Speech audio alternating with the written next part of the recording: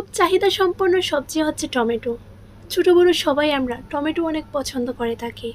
আর এই টমেটোর সিজন আসতে কিন্তু এখন অনেকটা বাকি। আসসালামু আলাইকুম ফ্রেন্ডস, কেমন আছেন সবাই? আমি আছি এখন কমলগঞ্জের আদমপুরে।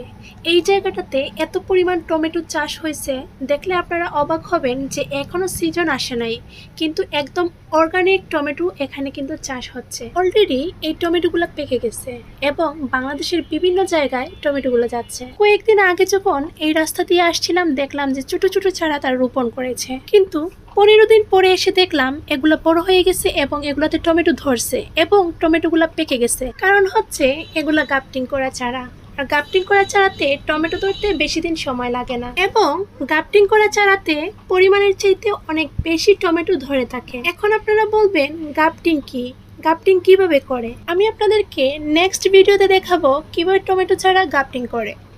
সো গাইস, আজকের ভিডিও আর বেশি লম্বা করব না। সবাই ভালো থাকবেন, সুস্থ থাকবেন। দেখা হবে নেক্সট ভিডিওতে। আর যারা যারা পেজে নতুন আছেন, পেজটা ফলো দিয়ে সাথে থাকবেন। আর যারা যারা ইউটিউব থেকে দেখছেন, চ্যানেলটা সাবস্ক্রাইব করে দিবেন। আর ভিডিওটা ভালো লেগে থাকলে একটু বেশি বেশি করে শেয়ার করে দিবেন। সবাই ভালো থাকবেন, সুস্থ থাকবেন। আল্লাহ হাফেজ।